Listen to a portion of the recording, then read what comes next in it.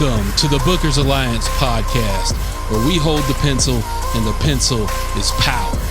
Coming at you right now is your host, Marky Mark, along with the man, the myth, the legend, Frank Donaldson. Join us as we discuss the ever-changing landscape of professional wrestling. So hang on tight, you jabronis, and enjoy the ride.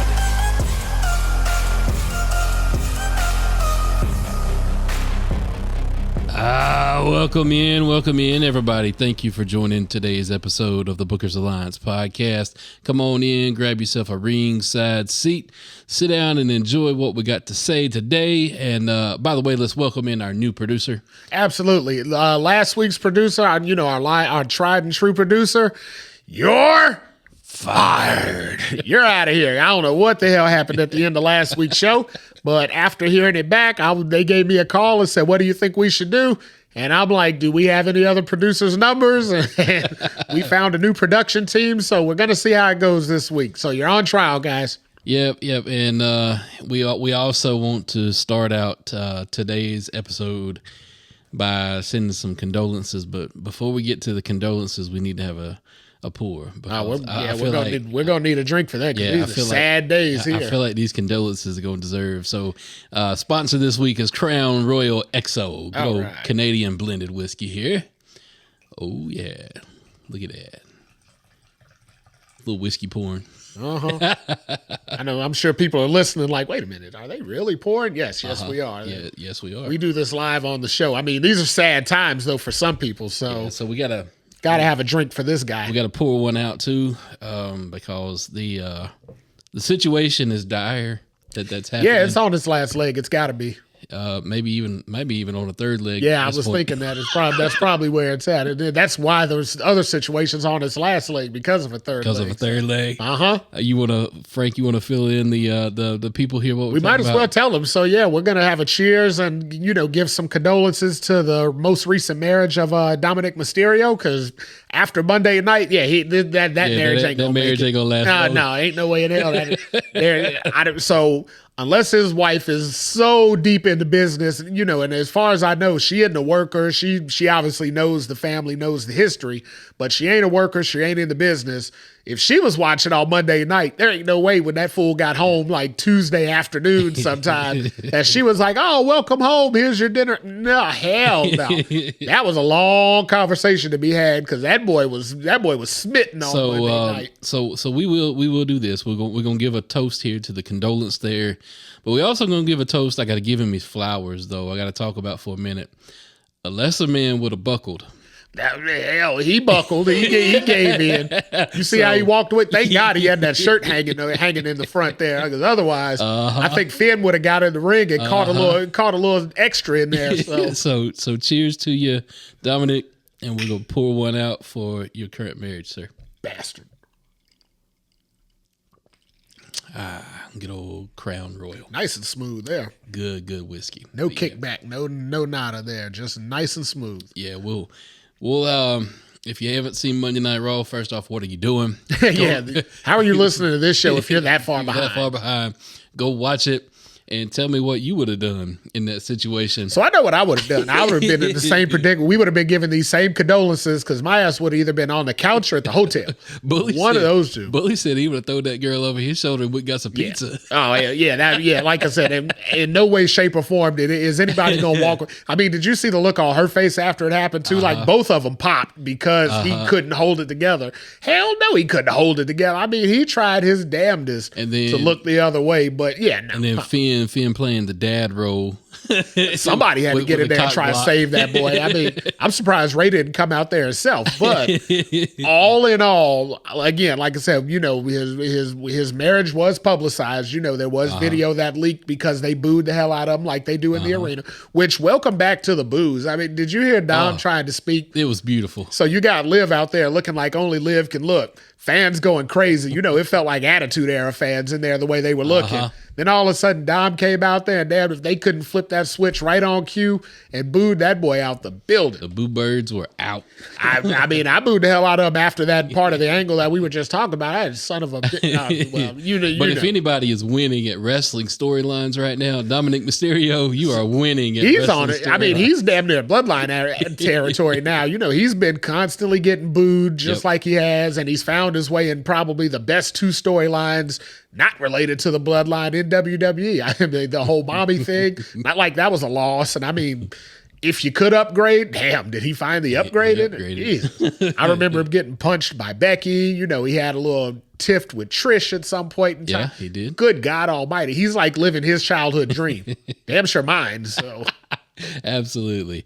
All right, so let's get on to today's topic. We're going to talk about when you said get on, are we still talking about the Dom thing? We moved on. Oh, okay. You might still be there, but because I was going to say, because I see some sunny days in his future. Yeah, somewhere another Bret Hart's over there. Bret Hart just said, who the hell? He's ready to kick somebody in the head right now after hearing that. So our topic today is who taught them to cook?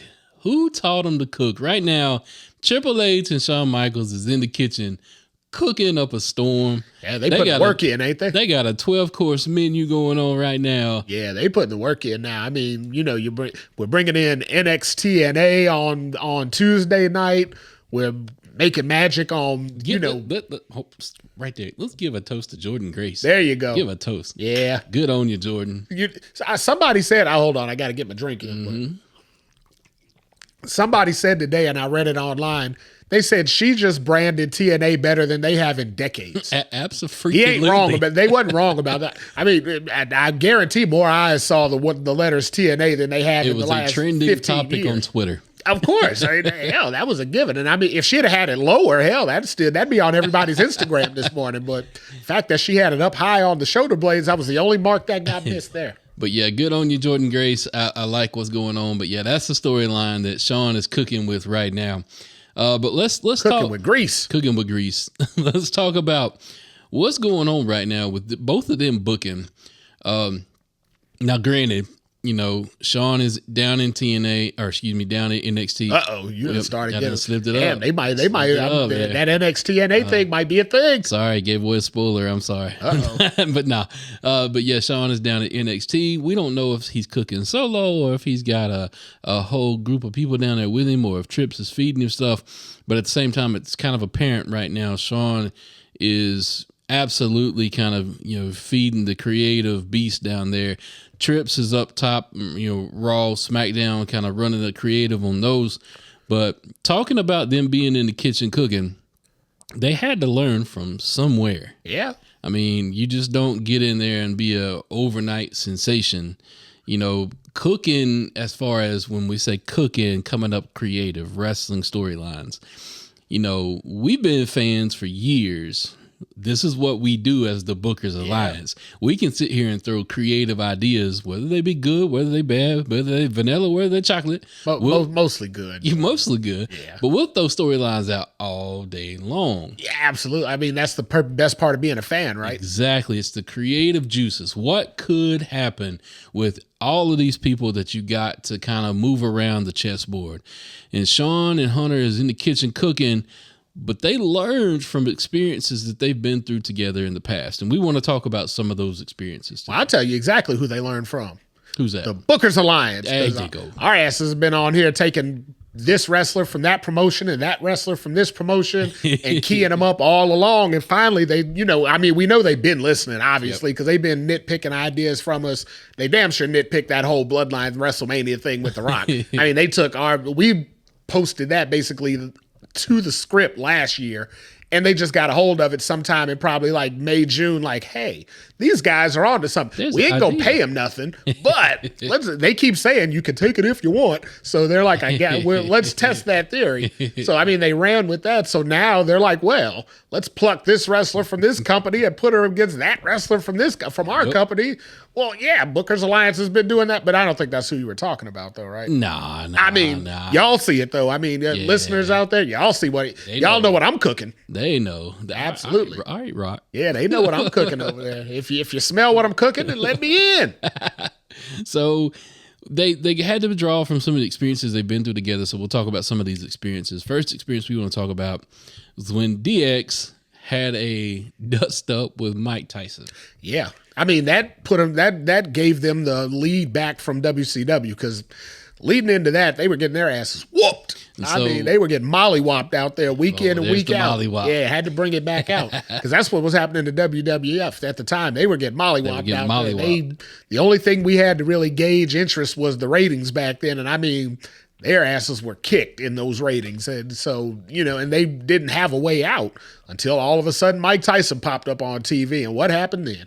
So the storyline was he was going to be was he the special ring enforcer? Yeah, he's going to be the enforcer, because they didn't trust Mike with reffing. I mean, that shit wouldn't have went good at all. I can't blame him on that. I mean, hell, even when he did the count, he fucked the count up. Mike counted 1, 2, 3. At the time, I wasn't even sure Mike could get to 3. Was that the fastest count in the West? Hell yeah. Mike got to 3 before I saw him hit the ground. I said, damn, I mean, he thought he was in there boxing. But there was a double turn, if you will. Not a double turn, but a turn, if you will, because, it was kind of going into it. Tyson was on Shawn's side, on DX's side. He had the DX shirt on. Mike Tyson was crotch chopping like a 10-year-old out there. Hell. Yep. But also, when you think back to it, though, look at how Hunter and Shawn got that work in with that celebrity of Mike Tyson. Yeah, they got the rub. But because Mike was fresh out of jail at that time. Mike had been gone away. Hell, Mike was probably the most recognizable celebrity not named Michael Jordan at that point in time, as far as sports entertainment, went. So, but think about what all's been happening though, with Hunter dealing with Bad Bunny, with him dealing with Logan Paul. Yeah. Think about Shawn dealing with Sexy Red. Yeah. All of that kind of happening. So they've had that experience as far as dealing with mainstream names. And then when you go back and you look at the match, it was Michaels versus Stone Cold, and you look at the match and how it all kind of wound up there at the end with the DX involvement, but Tyson ripping the DX shirt off, and having the Austin 316 shirt underneath. And he got in there, knocked Michaels out, basically knocked him out of the company for about 4 years after that punch. Of course, Michael's selling his ass off. Oh, of course. Yeah, I think he laid there for 10 minutes after that punch. I mean, HBK is going to give you a show. Absolutely. Plus, his back was in like 4 pieces at that point in time. So, I mean, it isn't like he could have got up real quick anyway. So. Yeah, and a lot of people don't know he was very close to retirement, very, very close to retirement at that point. Well, that is when he retired. I mean, at that match, that match you're talking about at WrestleMania, he was gone for 4 years after that, because originally they thought there was no possibility he was going to come back. His back was jacked. I mean, and medicine ain't it. It wasn't in what it is now. It was 25 years ago. They thought he was a wrap. They said this guy's back is a mess, and doctors, they don't want to go in there and do a whole lot of surgery on backs or whatnot, because, there's too much that can be messed up. So they just kind of told him, hey, this is going to have to be a let it heal type thing. So, when you get told something like that, you ain't anticipating your next wrestling match. You're anticipating not being wheelchair bound. True. So, he goes on hiatus doing the back recovery. Hunter moves on with DX. Hunter gets into a lot more trouble, if you will, with DX. That's a way to put it. As their antics, ensued. And then 4 years later, Shawn comes back. But this time, Hunter and Shawn ain't on the same page. No, well, I mean, at this point, Hunter's the man. When HBK left, it was the roles were reversed. HBK was the man. He was on top. And Hunter was that trusty sidekick. Him and China were that's what they were. They were the sidekicks. They were kind of the hangers on, the tag-alongs. Well, shit, when 2002 came and HBK came back saying, hey, I think I'm ready to get back in the ring. I'm ready to be the man again. Triple H had to pull him aside. Hey, no. Right. A lot of things have changed since you were here last. I mean, by that point, Rock had ascended to the hierarchy and left. Stone Cold was half hurt and he was barely wrestling anymore. So Triple H was the man. I mean, he was the game at that point. He was on the top, and he wasn't willing to play second fiddle no more, and I ain't mad at him for it. So think about the rivalry and how that buildup was between Shawn and Hunter.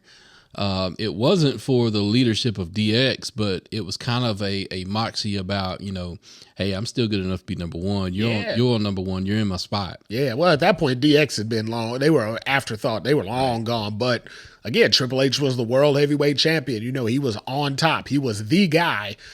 And, once he finally got to that point, he wasn't trying to give that spot up for anybody. I mean, not his quote unquote best friend, not his, his most hated rival. He wasn't giving that spot up to anybody. So imagine, or not imagine, but it's cool you brought up that word rival, because that got me thinking about some of the rivalries that have been booked since Triple H and Shawn have been in the kitchen cooking. Yeah. The first one that I could think of that was booked under Triple H was the DIY rivalry. Yeah. Between Johnny Gargano and Tommaso Ciampa. Yeah. Another set of tag team partners that broke up. Split up. Had to battle it out. I mean, and that's kind of an inkling of all tag teams in wrestling, unless they're the quintessential tag team like the Road Warriors, where you never want to break them up. Any of those teams that kind of find themselves together in that, in that unconventional way, inevitably are going to get to that point where they're going to break apart and one person's going to, ascend to that next level. Hell, the Rockers. I mean, when they came in, they were a tag team, granted, but when they both started as individuals, far away from each other. And it took like you said, who did they learn it from? It took who they learned it from to see, like, damn, this Shawn Michaels really got something here. He's a standout. Yeah, and and at the time they saw a lot in Marty too, so they said, hey, this could be a good feud. Well, little did they know, Marty had what they call in wrestling the demons. Yeah, he had the demons. Yeah, and the demons took a hold of Marty and his career and his brain, and damn, I heard Marty on an interview recently. He was talking about, some off the wall. So, matter of fact, I don't even want to repeat it because it may have incriminated himself into a lot of different. Yeah, he might have a lot of different conspiracy cases over the years that we're going to leave alone for his sake. But nonetheless, I mean, the point's the same. Two guys that were great together, but one guy had so much more to achieve. And, and by the time Triple H and HBK got back together in 2002, Triple H saw himself in that Shawn Michaels role, not in that Marty Jannetty role. Yep, and then talk about a rivalry that Shawn kind of cooked up in the kitchen. Talk about Trick versus Carmelo. Yeah, same deal, right? Same deal. And then that kind of even some history kind of bled into that one as far as that black jacket showing up, in the barbershop appearance. They had that. They had some of the tie-in with HBK and Diesel, when they were two dudes with attitudes. Yep. Those two guys, they know how to draw back to history the right way. Yep. They bring in that nostalgia that you really got to be a diehard fan to recognize and say, oh my God, that's a callback to blah, blah, blah. Or if you weren't watching back then, I mean, you're seeing it for the very first time, and those guys were executing it flawlessly to whereas you're looking like, man, this is great TV. So, but what do they say? If you don't know your history, it's doomed to repeat yourself. Yep. So those of you who didn't watch back in 94, 95, 97, you have no idea what the hell we're talking about as far as this, but you saw it again in 2018, 2020, 2022, so a little off topic, but I'll throw this in since we're talking about that, since we're talking about calling back to history. What about that AJ Styles spot from SmackDown? Oh, wow. The salmon jacket, the Mark Henry salmon jacket retirement. That was beautiful. I mean, so I'll be honest. As soon as I saw him in the back and they kept saying when he had that powder blue jacket on and they were talking about, well, he's got a story to tell. Yep. And I'm like, ain't no way in hell AJ's going. Last 2 weeks he's been begging for a title shot. Right. He can go get denied and just retire. I'm like, So, a fan like us would see it coming, but fans who weren't watching in 2013 wouldn't have remembered that Mark Henry angle. Mark Henry damn sure recognized it, though, because they talked about that on Busted Open that whole Saturday after that show. I mean, and Mark said he appreciated it. He was like, hey, I appreciate the historical callback.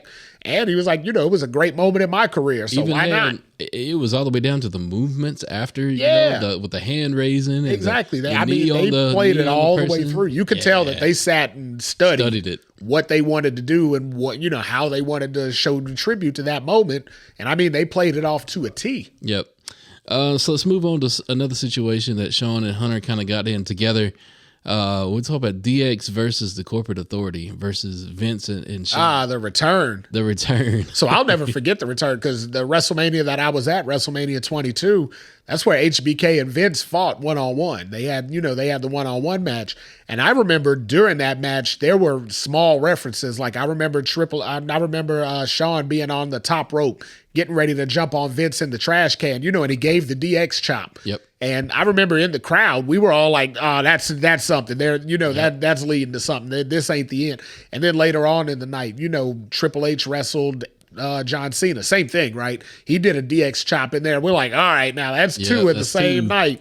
I think I know where we're going here, but it was hard to figure. One guy's wrestling for the world title, the other guy's wrestling the CEO.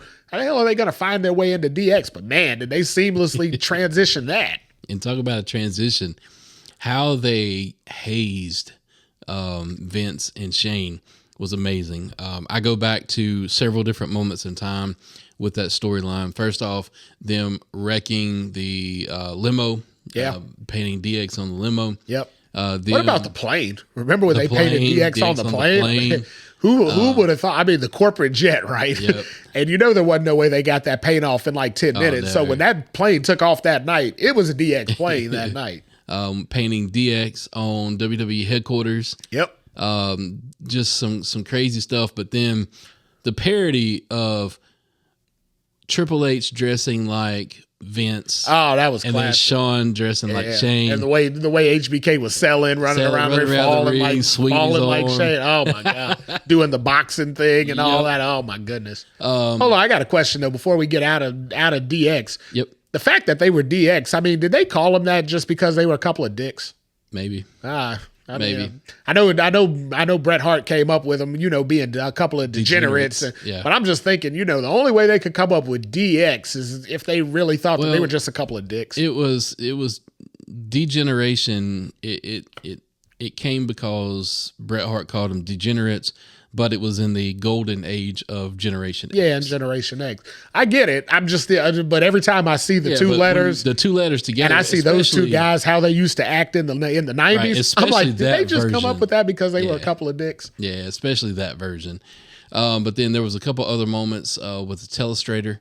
When he drew the cocks, the roosters, I guess we'll call them. When he drew the roosters on there, the chef hats with the grilling out. Yeah, can't forget that. I mean, and they had big weenies and stuff like that. Oh yeah, so it was they were still pushing the envelope. Well, they were PG then, so they really had to play the innuendo. But it wasn't also the fact that they were PG. Shawn had found religion. Yeah, so Shawn had some lines he couldn't. And they didn't have China, so they weren't able to play off the female.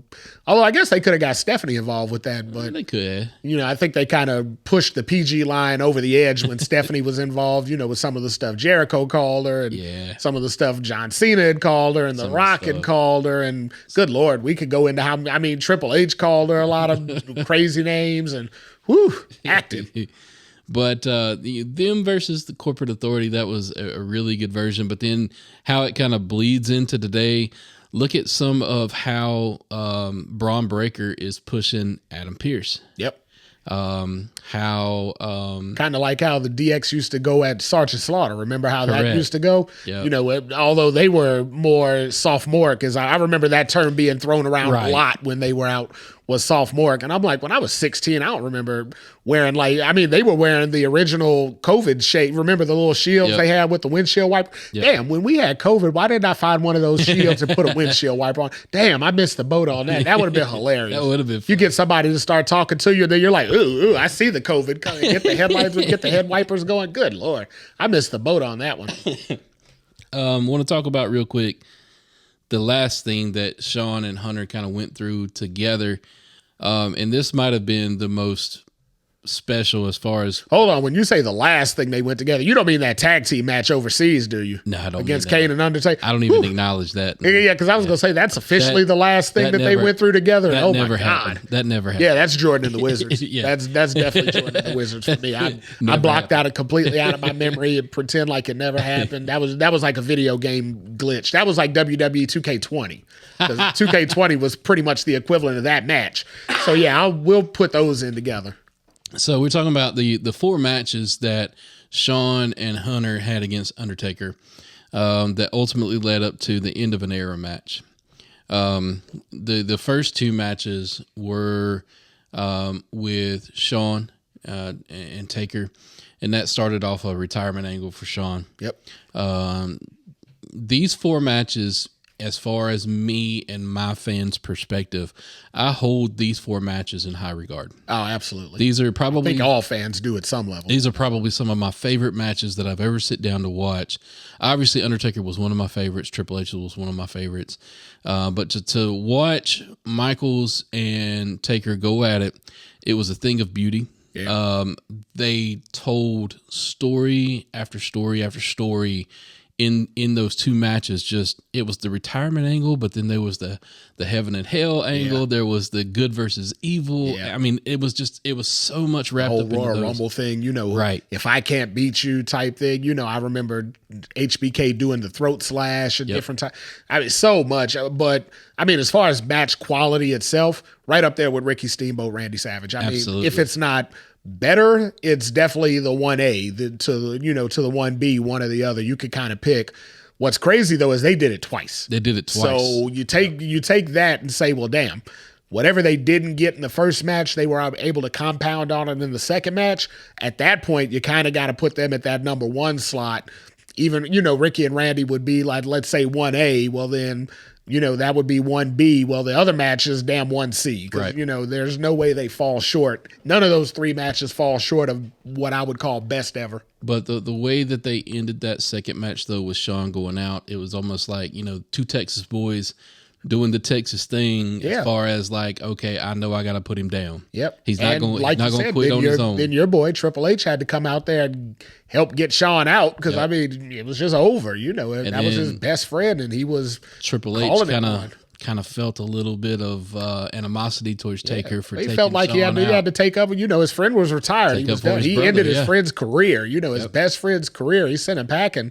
Triple H said, "Hey, I got to stand up for him," and he stood up for him. But then twice, just like Michaels, he laid down for him too. In the first match, with Hunter and Taker, it was just a regular match. Yep. That second match, though, between Taker and Hunter was Hell in the Cell. Yep. With Shawn being the special guest referee. And then that just added another element of storytelling on top of it because Shawn was like, am I really going to call this down the middle? Like, I owe it to Hunter to stand in his corner because he's my best friend. Yeah. But I owe it to Taker. He respected Taker so much for what they had just done the last 2 years. So it was just another level of storytelling. I'm begging you out there listening, if you have never watched those 4 matches. So if you've never watched those 4 matches, you're not listening. So that means you're listening in to someone else listening to the podcast. So what we need you to do first is go fire up your Peacock. Yep. Check out a couple of those matches. You don't have to watch all 4 together, but you got to check them out. And then go ahead and hit that like and subscribe to the Bookers Alliance podcast. We told you about them. Exactly. So you can keep up with what we're talking about. Go ahead and do those 2 things for us and then come back and listen to this episode after you've done all that. Because my goodness, I mean, that was beautiful storytelling, beautiful. The only way any of those 4 matches could have been better is if they were in the Tokyo Dome. With Meltzer sitting ringside. Oh, God. Holding his 5-star sign. No, he'd have been holding his lotion bottle if it had been in the Tokyo Dome doing that. Meltzer couldn't have got through that. No way. But as that last match between Taker and Hunter ended, all 3 of them walked out together. And even though, I don't like using the insider words, but kind of broke kayfabe for a minute. Yeah, because it wasn't that far away from the Madison Square thing, right? The Madison Square Garden. From the send off. Yeah, it wasn't that far away from that. But at this point, they were all in much different places than they were in '96 when that originally happened. When the curtain call originally happened, they were so far away and from that character to where they were at that point. I mean, those 3 guys were probably the most respected 3 wrestlers in the entire business, not just in WWF, but at that point, because at that point, I mean, your Ric Flairs were gone, your Dusty Rhodes were gone, Hogan's were gone. I mean, the names that you had called on. Sting was still stinging around out there, but hell, had Sting been there for that last match after those 4 matches, we might have got a wonderful 5th match. But alas, we didn't get to that. So, but I mean, he was the only other of that old guard that was still really out there, in full swing at that point. So it was truly the end of an era. I mean, that's what they titled the last match, and that's really what it was. It was the last 2 top guys, going out on their sword.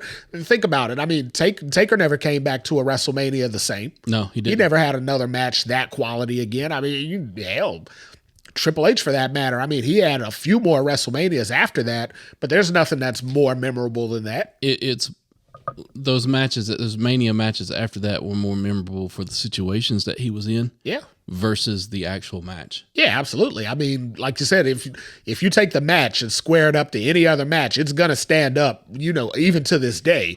But because of the story and so much other being invested in it, that's why you still remember it. That's why you still care. Unless, again, you're Meltzer and you were in the Tokyo Dome. But let's talk about, though, how those 4 matches were told as far as story-wise. Think about the stories that are being told.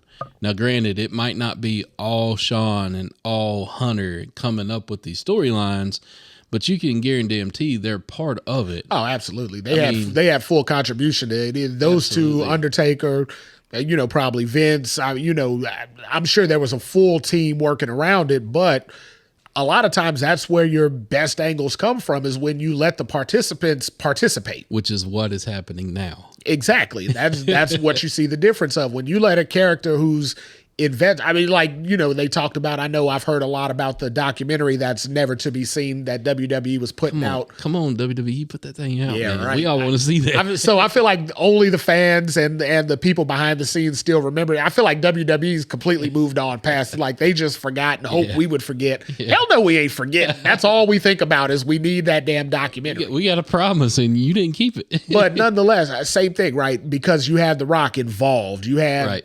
You had Seth involved. You had Cody involved. Roman and Paul Heyman were completely involved. And look how that magic came out, because everybody had a say, everybody had a voice, and everybody cared about what they ended up putting out. Same thing happened back when when that whole end of an era thing was happening with those 4 guys. They got to a point where they're like, we all need to contribute to this. We all need to tell the story that we need to tell, but we got to figure out a way to put it all in the confines of a 20-minute match. So that's what you bring in the other guys for, your creative team, your Bruce Pritchards, your Vince McMahons, your Brian Gewirtz. You bring them kind of guys in and say, hell, how do we get here? Because this is what I need to tell. This is what he needs to tell. We only got this little ass window of time. How do we get there? But, when you put a collective like that together, you say, damn, this is the way. And of course, Triple H and Shawn Michaels walked away from that saying, God, that's, impeccable knowledge that we talked about it a couple weeks ago. Had Tony Khan been a fly in the room when any of those conversations were happening, AEW would not be in the shape AEW is in right now. Correct. Problem is, his ass wasn't in the room for none of those conversations, nor has he ever been in the room for any types of conversations like that, and nor have the people that he's entrusted to help him with his creative, so that we get what we're getting. And that's why right now what Shawn and Hunter are cooking up in both of their respective areas, it's special. It's really cool to see, because we haven't seen this detail of what's going on since the Attitude Era. We really could this potentially eclipse it? Who knows? We don't know where it's going to go. Luckily, we've got nothing but time. Nothing but time. But some of the stuff that Shawn and Hunter are cooking up, it's beautiful. It's fantastic. As a fan, I'm enjoying what I'm seeing. We've said it many times before, but we'll say it again. How hard it was to endure those 3-hour Raws. Oof, Lord. When the stories were just...